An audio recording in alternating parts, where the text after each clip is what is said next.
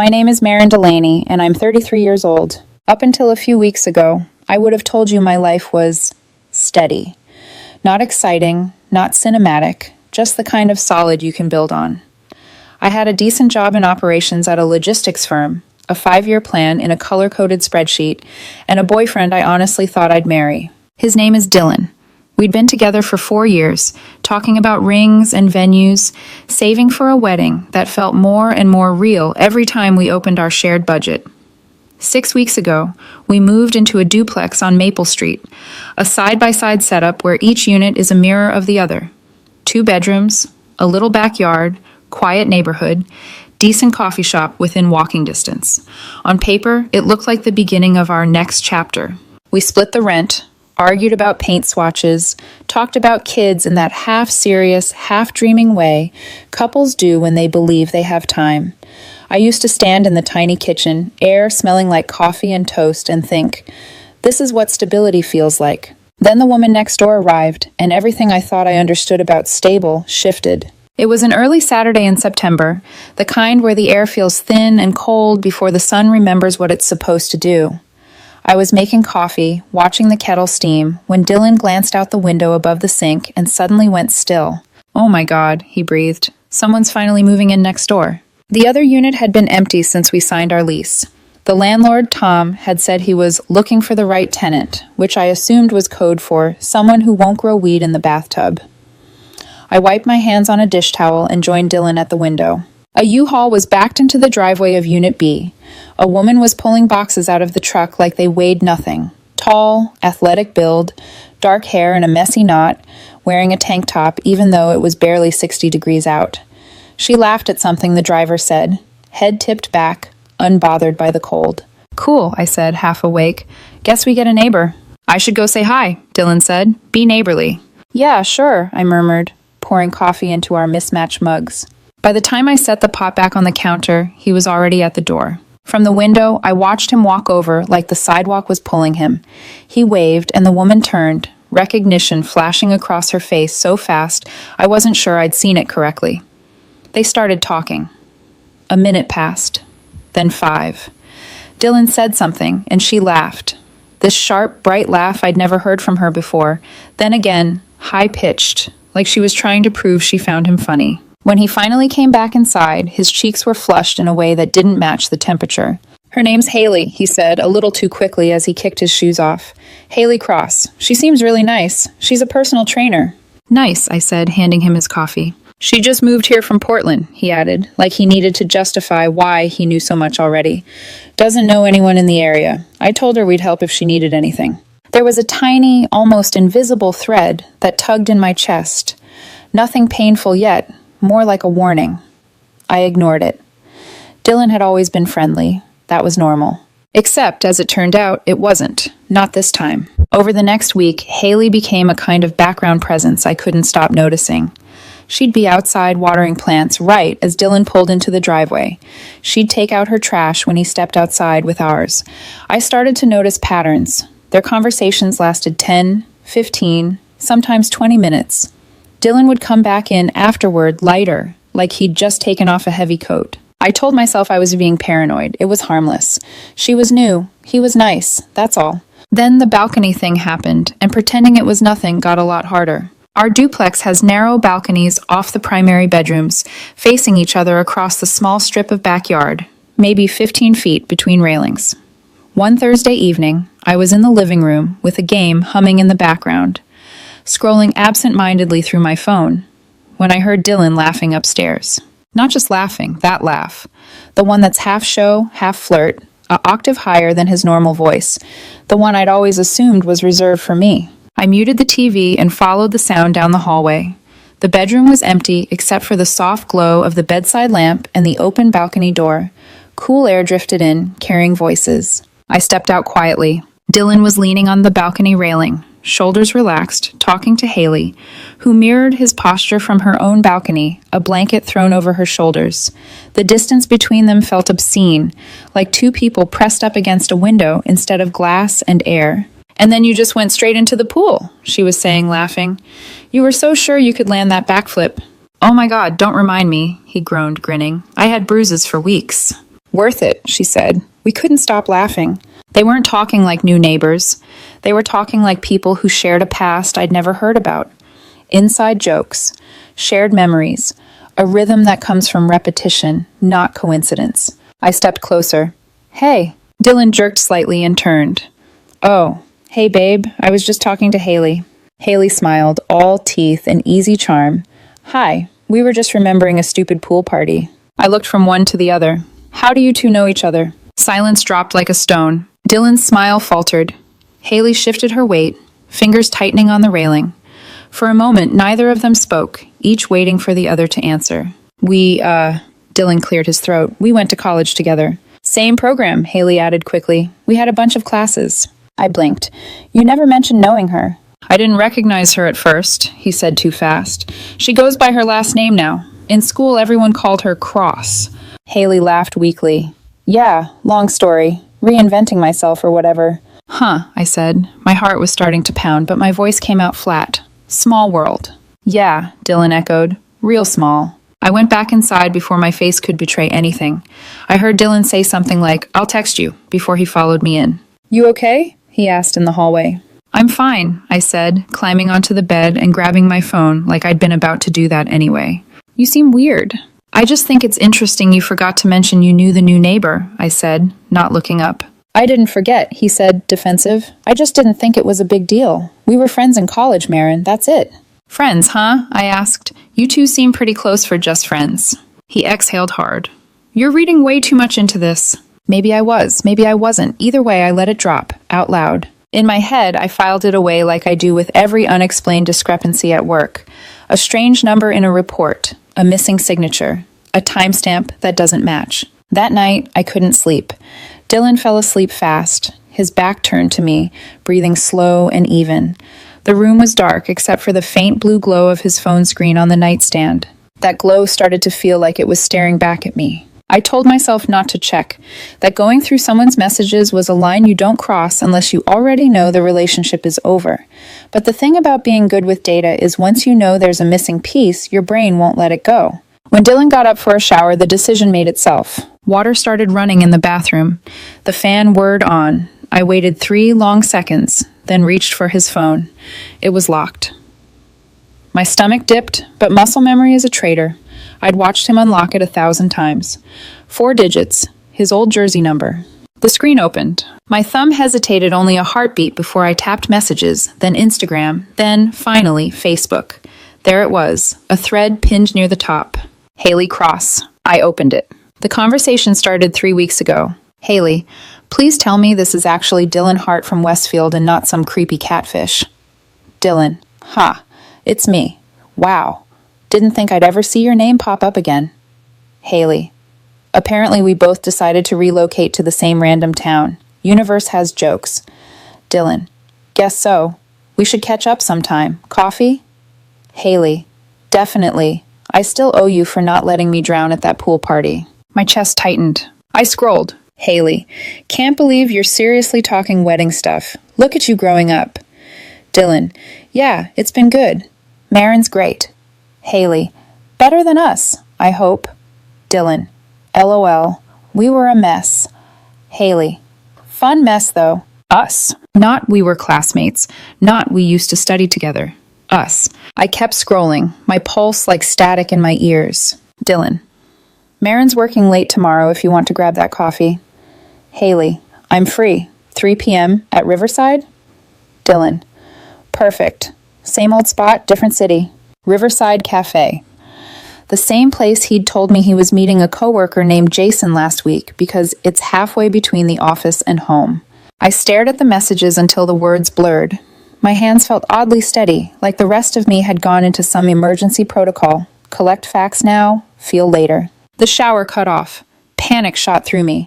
I closed the app, locked the phone, and set it back exactly where it had been. Then I slid under the covers and turned onto my side, eyes squeezed shut. When Dylan came back into the bedroom, the air shifted with the scent of his body wash. The mattress dipped as he lay down. After a long, heavy silence, his hand brushed my shoulder. You awake? He whispered. I kept my breathing slow and even, pretending to sleep.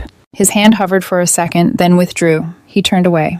In the darkness, staring at the wall, I replayed every laugh on that balcony, every prolonged conversation in the driveway, every unremarkable, just a friend I'd ever let slide. A version of me, the softer, trusting one, quietly died in that bed while the water was still cooling in the pipes. The version that survived started making plans. I didn't confront Dylan that night or the morning after. I needed space between the truth and my reaction, breathing room to understand the shape of the problem before I touched it. My brain works in systems: cause, effect, consequence, threat mapping. I wasn't going to stumble into an argument without knowing exactly what I was dealing with. But even with a plan forming in the back of my mind, the days that followed stretched and tightened like elastic pulled too far. The balcony conversations didn't stop. If anything, they multiplied. Every evening around 7, like clockwork, I heard Dylan's voice floating down the hallway or drifting through the kitchen window. Sometimes it was just laughter. Sometimes it was that quiet, smooth tone he uses when he's flirting without wanting to seem like he's flirting. Sometimes it was the sound of Haley's bright, ringing laugh, echoing back. I started documenting the timing, not out of obsession, but habit. It's what I do at work when something feels off, when numbers don't match or orders don't align with timestamps. You track inconsistencies to see whether they're errors or patterns. Monday, 23 minutes. Tuesday, 19 minutes. Wednesday, 31 minutes.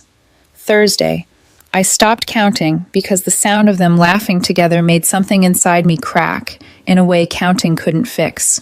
But I kept writing it down anyway because data matters even when you think it doesn't. On Friday night, I decided to talk to him. He was in the kitchen, making dinner, pasta with jarred sauce, his fallback when he was trying to seem helpful but didn't actually want to cook. Steam fogged up the window, and the smell of garlic powder hung heavy in the air. "Dylan," I said quietly. He didn't look up right away. "Yeah? We need to talk." His hand paused mid-stir. "About what?" "About Haley." He set the spoon down a little too hard. "What about her?" "You dated her." The silence that followed was sharp and metallic. "Who told you that?" he asked, though his tone already conceded the answer. "Does it matter?" I asked. He sighed, ran a hand through his hair. "It was a long time ago, Marin. College. Years before I even met you. It didn't seem relevant." "You've been talking to her every day," I said calmly. "She's our neighbor. I'm being friendly." "You lied about the coffee meetup," I said. His whole face went red. "Were you going through my messages?" "Were you lying to me?" I countered. "That's not the point," he snapped. "That's exactly the point." My voice stayed level, but inside I felt something shifting, like I was stepping out of the version of myself that prioritized harmony above truth. He took a breath, visibly trying to steady himself. "I wasn't flirting. It's harmless. Just conversation." "Right," I murmured. "Because people always reminisce about staying warm in Tahoe with their exes on balconies for half an hour after work." His eyes widened. "You were listening?" I didn't bother answering. He already knew. "Marin," he rubbed his forehead, "you're blowing this out of proportion." "When's the last time we talked for even half that long?" I asked. He didn't answer. "Exactly." I grabbed my keys from the hook by the door. "Where are you going?" he asked. "Out." "Marin, I need air." I left before he could say anything else. My car felt colder than the night air, like the upholstery absorbed the tension from the house. I drove without destination until muscle memory took over and steered me toward the small office park where my friend Marcus Webb kept his property management business. The lights were still on inside. He was sitting at his desk with a stack of papers, glasses slipping down his nose, the picture-perfect portrait of someone who hadn't allowed himself to go home yet. He looked up when I stepped inside. "Marin," he said, "you look like hell." I sat down across from him. "I need a favor." "What kind?" he asked, leaning back slowly. I started at the beginning. The move-in, the balcony conversations, the secret coffee date, the messages I wasn't supposed to see. He listened without interrupting, his expression shifting from confusion to disbelief to quiet, simmering anger on my behalf. When I finished, he exhaled. "Okay," he said, "what do you need from me?" "The duplex," I said. "I need options." He blinked. "Explain." "I called our landlord," I said. "Asked what happens if one of us wants off the lease. He said the other can take over or do a transfer." "And?" Marcus asked. "And I asked about Haley's unit. He said she's month to month, but planning to sign a year lease soon." Marcus's eyebrows rose. "So you want me to, what? Buy the building?"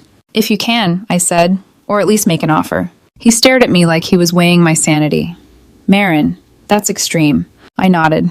So is meeting your ex for coffee while lying about it. He closed his eyes for a moment.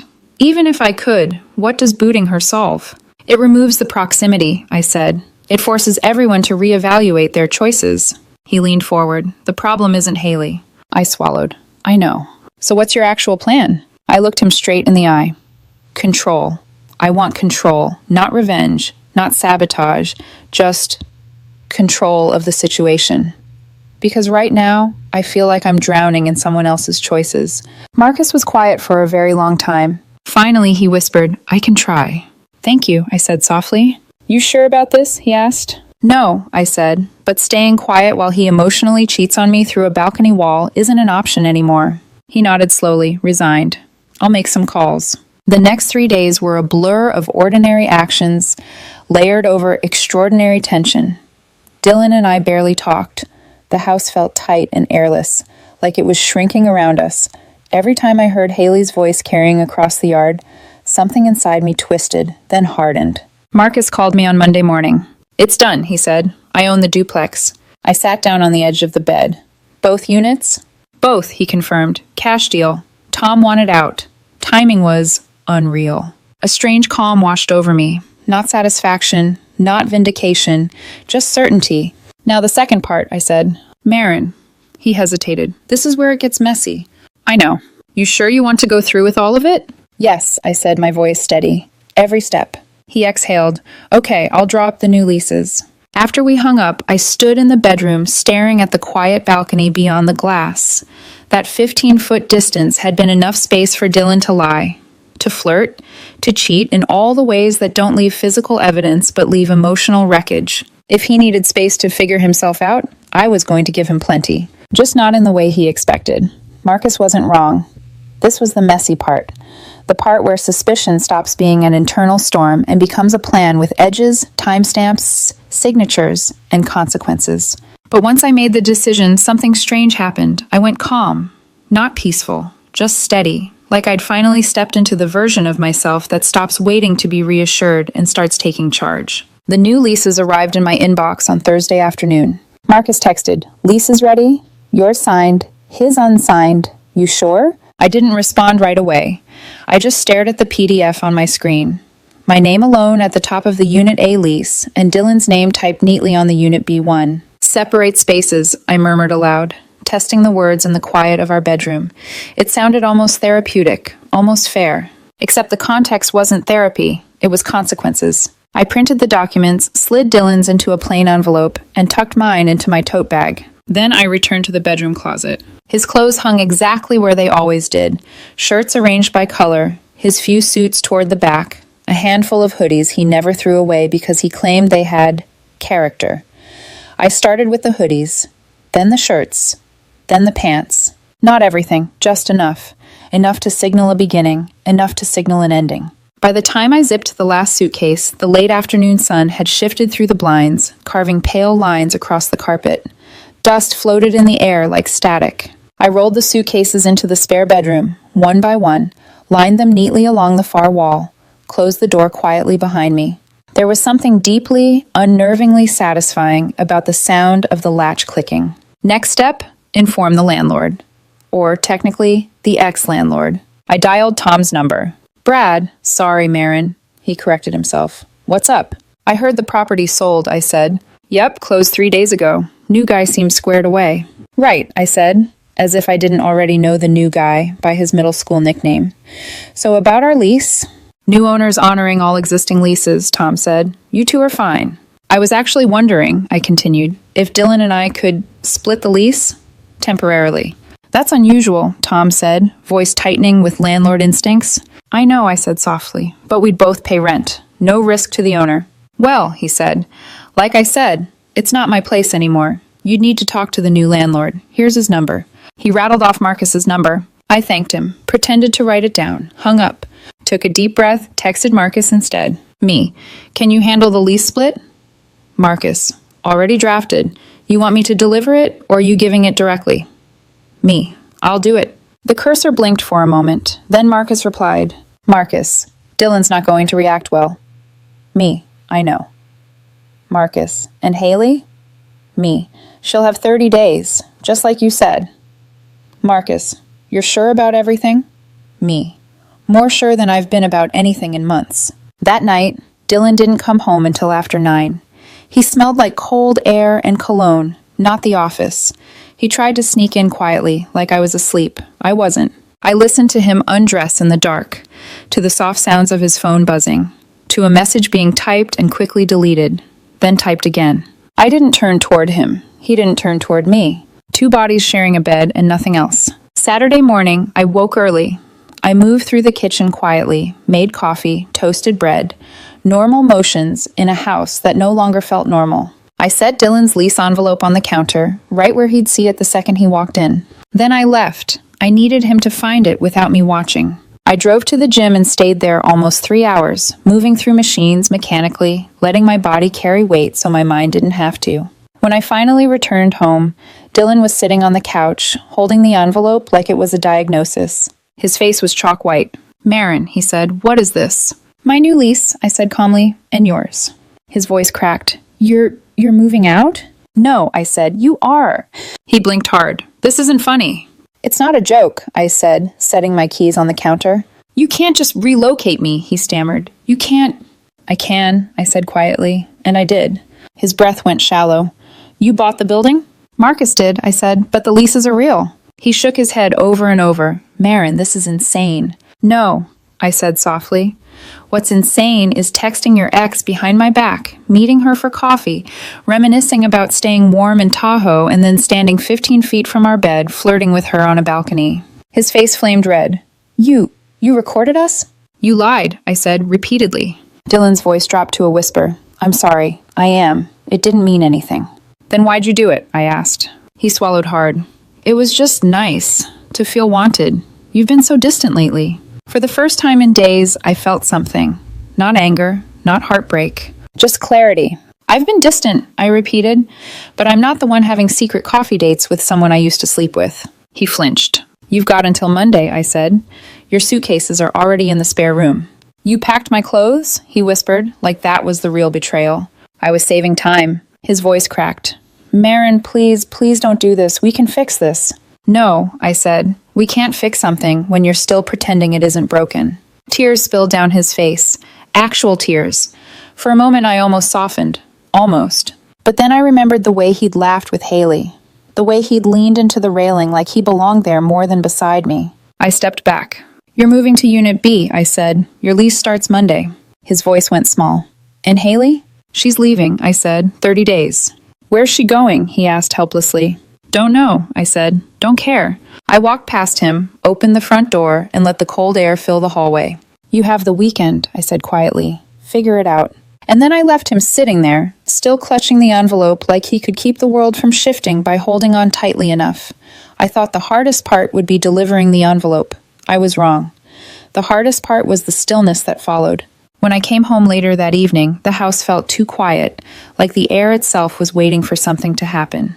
Dylan was sitting on the edge of the bed, elbows on his knees, staring at nothing. His eyes were red-rimmed. His shoulders slumped in a way I'd never seen. The envelope lay open beside him. His signature line was still blank. He looked up when I stepped into the doorway. "Marin," he whispered, voice hoarse, "you don't have to do this." The wild thing was, he sounded like he believed it. He sounded like he thought we could still rewind, go back to the moment before he stepped out onto that balcony, before he sent the first message, before he let nostalgia chip away at the foundation of our life together.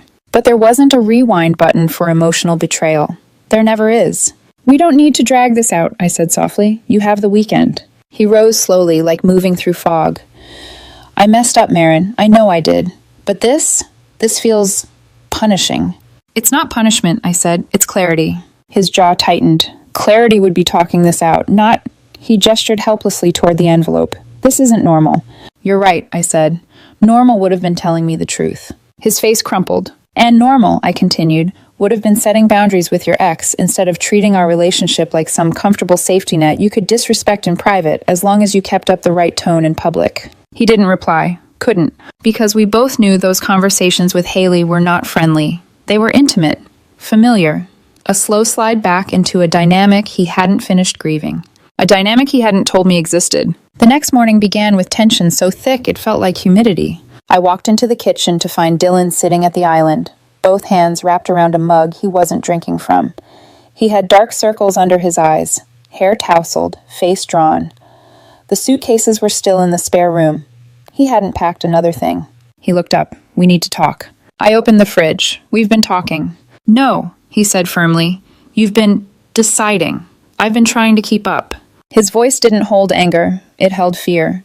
A fear I recognized too well, because it was the same fear I felt when I first saw that balcony laugh. I closed the fridge and leaned against the counter. What do you want to talk about? He swallowed. Everything. So we did. Or rather, he did.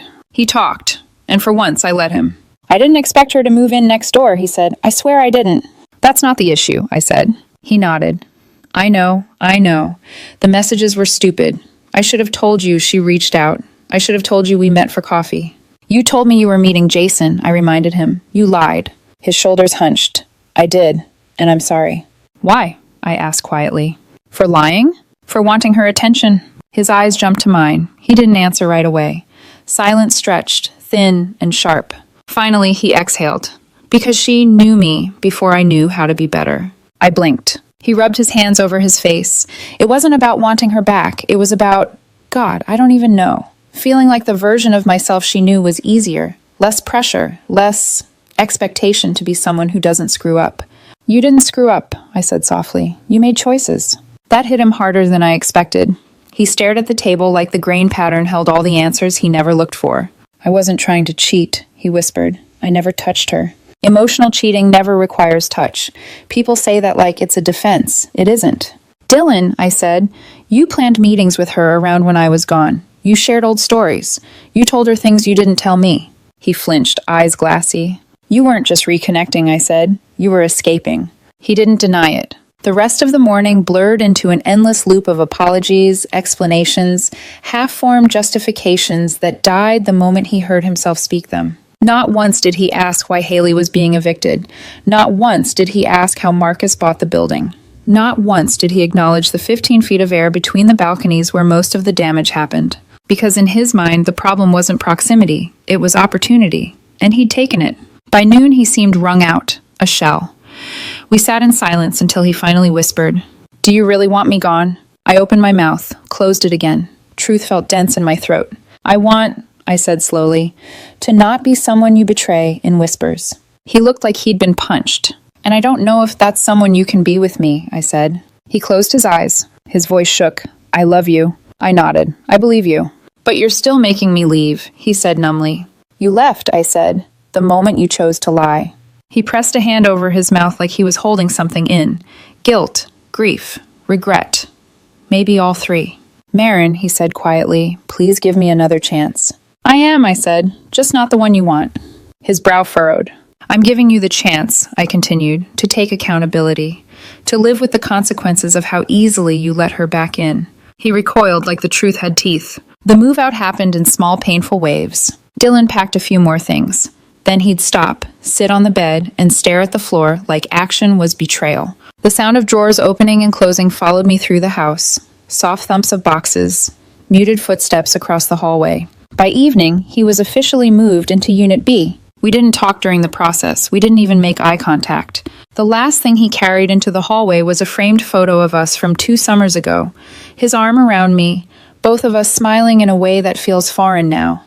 He held it a long moment before placing it gently in a box, sealing it shut with slow, trembling hands. When the door to Unit B clicked closed behind him for the first time, the sound echoed like a gunshot through the entire duplex. I stood in the quiet of Unit A, my heartbeat filling the silence. I wasn't relieved. I wasn't triumphant. I was grieving something I wasn't sure had ever really existed. A version of us where honesty wasn't negotiable. A version where the balcony had stayed just a balcony, not a confession space for 2 people who used to be us. I sat on the edge of my bed, hearing faint movement through the wall on the other side. Dylan unpacking, placing pieces of our shared life into a unit that symbolized everything we'd lost. And in that moment, I understood something with painful clarity. Taking control doesn't always feel like winning. Sometimes it just feels like choosing the pain you can live with. The first night without Dylan in Unit A felt wrong in a way I didn't have the vocabulary for. The duplex, once so full of background noise, 2 toothbrushes clinking in the same cup, The familiar weight of his footsteps walking down the hallway, the muffled sound of his shower running while I folded laundry, was suddenly hollow. Echoes had replaced presence. Every sound felt too sharp. Every silence felt too long. I lay awake staring at the ceiling, listening to nothing and everything. The hum of the refrigerator, a distant dog barking, the occasional shift of the building settling. For the first time since the night I found those messages, my chest felt tight with something heavier than anger. It was grief, not for him, for the version of me who believed he wouldn't lie. Around 2 a.m., I heard faint movement through the wall on the other side. A drawer closing. A soft thud. Dylan adjusting to his new unit.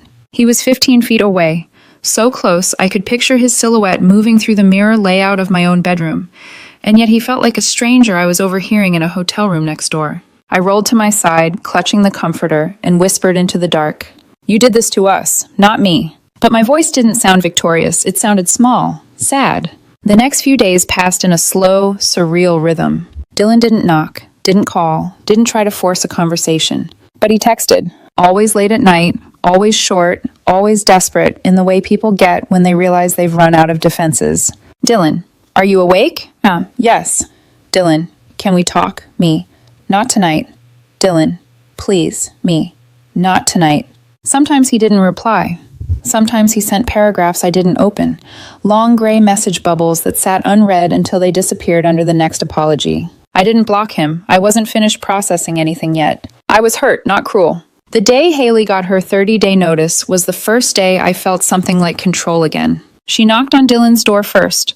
I saw her through my living room window, tall posture collapsing into confusion. She held the letter in both hands like it was radioactive. I couldn't hear the words, only the rhythms. Confusion, denial, rapid questions, Dylan trying and failing to explain. Then she knocked on my door. 3 times. Firm, clear, prepared for confrontation. I didn't open it, not because I was afraid, but because I owed her nothing. Haley wasn't the core problem. She never was. She was a symptom Dylan invited back into his life, a temptation he chose to indulge, a secret he decided was worth lying for. Let her be angry, let her be blindsided. I wasn't going to offer her any more of myself. By evening, she'd left a note under my door. I didn't read it, just slid it into the trash can without breaking the seal. 3 weeks later, she was gone. I watched from the kitchen window as she and a friend loaded the last of her boxes into the trunk of a silver Honda. Dylan helped her carry the final suitcase. Not intimately, not warmly, just awkward, defeated. Haley said something to him before getting into her car, something that made him look down at the pavement and nod. Then she drove away without looking back. I waited a full hour before stepping onto my balcony. The air was crisp, the sky a cloudless winter blue. I walked to the railing and looked across the 15-foot stretch of empty space where Dylan and Haley once shared their private laughter, their history, their emotional affair disguised as nostalgia. It was quiet now, finally quiet. I breathed in deep, letting the stillness settle. 2 nights later, Dylan texted again. "Dylan, I'm moving out next month. I can't afford it alone." Me. "Okay." Dylan. "That's it? Just okay?" Me. "What do you want me to say?" Dylan. "That you still care, that this matters." Me. "It did matter." Dylan. "Past tense?" Me. "I learned something important." Dylan. "What?" Me. "Who you are when you think I won't find out." He didn't respond for hours. When he finally did, Dylan. "I hate that I ruined this." Me. "So do I." Dylan. "Do you hate me?" Me. "No." Dylan. "Then why can't we fix it?" Me. "Because wanting to fix something isn't the same as being someone who won't break it again." This time he didn't reply at all. When moving day came, Dylan didn't knock on my door, didn't ask for help, didn't say goodbye. I heard him through the wall. Boxes thudding softly, furniture shifting, the zipper of a duffel bag, the low murmur of him talking to someone on the phone. Then I heard nothing. A final click of a door closing, footsteps fading, a car engine starting, silence. Just like that, he was gone. For the first time in weeks, I stood alone in the center of Unit A and really looked at it. The walls we painted together, the sofa we argued about in IKEA, the dent in the baseboard from the time he dropped a toolbox and swore loudly enough the neighbors heard. Memories, yes, but not anchors. This place wasn't a reminder of our beginning anymore. It was a monument to what I survived. I walked onto the balcony, leaned on the cool metal railing, and looked out at the empty space between the units. No Haley, no Dylan, no laughter threading through the dusk like a secret I wasn't meant to hear. Just quiet. Just peace. Just me. For once, the absence felt like a gift. I didn't know what came next, whether I'd sell the place, stay a while, or start over somewhere else entirely. But I knew one thing with perfect clarity. I would never again ignore the kind of red flags people paint white with excuses. The version of me that tolerated subtle betrayals, minimized instincts, and softened truths had died the night I heard him giggling under his breath, trying to relive a life he never told me about. The version that remained, steady, certain, unwilling to compromise herself for someone else's nostalgia, was the one who walked back inside, closed the door gently behind her, and let the silence settle like a reset. I wasn't afraid of starting over. I was relieved. Because in the end,